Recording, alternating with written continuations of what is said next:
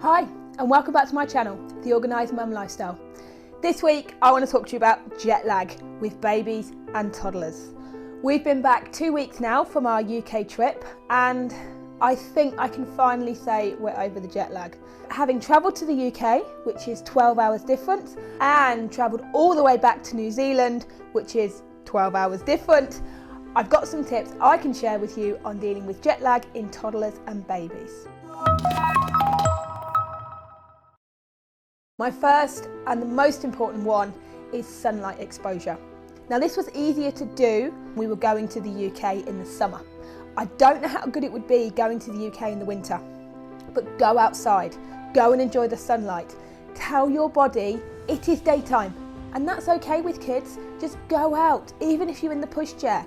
Exposure to sunlight, being out there, sit there with the buggy, walk around outside, play games outside, and exposure to sunlight. Open up the curtains, bring the sunlight in, and it tells your mind and the child's mind it is daytime. That was one of the big things, and it worked really well with our 3-year-old. He kept saying, it's daytime, even though I could see how exhausted he was. Linked to the sunlight exposure, keep everybody active. Do stuff.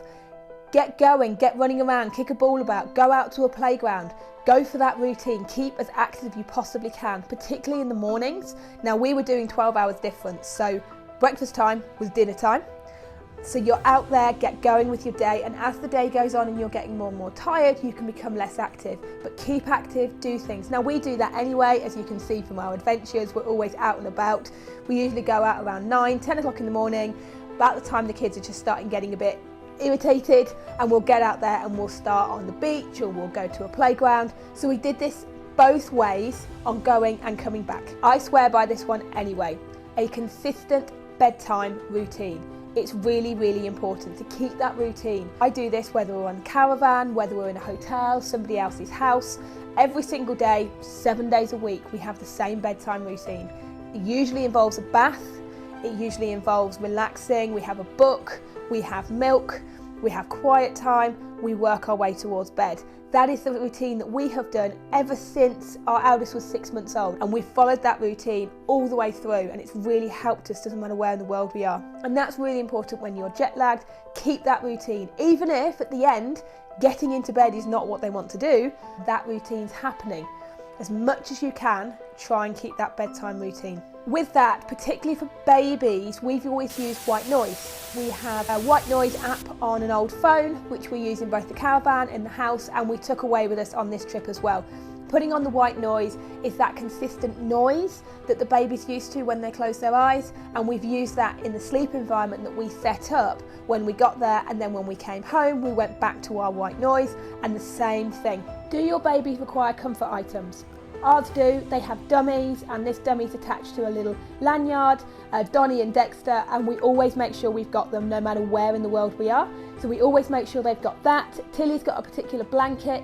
This was really helpful on the plane because we had their items that they were used to, so we set a routine as to say when was bedtime, and that was really, really helpful. Hydration and nutrition. With going to England, coming from New Zealand, breakfast was dinner time was breakfast time. I know I was starving at 4 o'clock in the morning. I could have eaten a 3-course meal because that was my dinner time. And the kids were the same. I remember going downstairs and we would make up lots and lots of food. We'd have lots of random things out of the fridge. Start phasing that through. Don't starve yourself. And if you're not hungry at dinner time, don't worry about it. One thing I found was hydration for both myself and for the children. It's really important they have that bottle of water or the milk, whatever they need. If you're feeding, consistent with your feedings, and just making sure that everybody's eaten. You may have to throw out the routine slightly and they're eating maybe more often, but make sure everybody's keeping hydrated and eating consistently throughout the day. Daytime naps. Now, this is a difficult one. My 3-year-old has stopped napping. My 2-year-old still naps in the day. So what do you do when they're jet lagged? I kept as consistent as I could. However, I got to about 4 days in and Monty, the 3-year-old, just needed to sleep. So I actually put them both down for a nap, and he slept for 2 or 3 hours, and we woke them up at about 4 p.m. thinking, okay, we'll keep them up this evening. We've kind of gone backwards. Well, actually, we put them to bed about 7:30, 8 p.m. and they both slept, and it was almost like a reset. It was about 4 or 5 days when we went to the UK that it took them to get into a routine, and that nap for the 3-year-old was what he needed. We didn't continue with his naps from that point onwards. If he was tired, we would let him, but actually he didn't need to, but we did with Tilly because she naps anyway. My advice is to be flexible when it comes to naps, and don't try and be used to what you were doing, because things might need to change, because we have good and bad days. You sometimes need to nap. You may not get one, but you sometimes need to nap. As much as possible, create a sleep-friendly environment. I had the luxury of going to my parents' house, and the kids had their own room. Now, they're not used to sharing. They've just started sharing in the caravan, but they did share, and that actually worked out okay. The other thing was to make the room as dark as possible. If that means putting cardboard on the walls, if that means getting a portable blackout blind, trying to create a sleep environment that works. If you can control the temperature, maybe a fan or the heating, create an environment that's conducive for sleep. We need that ourselves, and if you can make it as consistent as possible for the babies and toddlers, it will make it much easier for them to get to sleep even though they're lying there wide awake. I would say going to the UK, it probably took 5 days to get used to it. We had the luxury of being on holiday, so we could be a little bit more flexible. We didn't have strict routines. Coming back to New Zealand, we went to work the next day. We had one whole day. We got in at 6 a.m, just a case of recovering and doing what we could do. So the next day we were at daycare. I did think that would help the kids with their routine. It kind of did. Thankfully it was a Thursday and a Friday, so they only went to daycare for 2 days. And then on the weekend we just slept. And I think one of the big things was we were recovering from our holiday. I think that's why it took so long. We were recovering. And then about a week later, the kids were sleeping through, we were sleeping through, and we were back to normal. I would say it took 10 days getting home because we were slotting back into the routine, and about 5 days going there.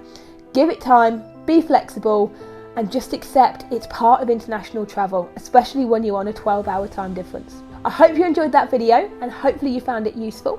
If you want to comment or click subscribe, that would be really helpful. I've got some more videos coming up around long haul flying with children, and a few more videos of the adventures we went on in the UK. We've also recently come back from a caravan trip, which I'm really excited to share with you.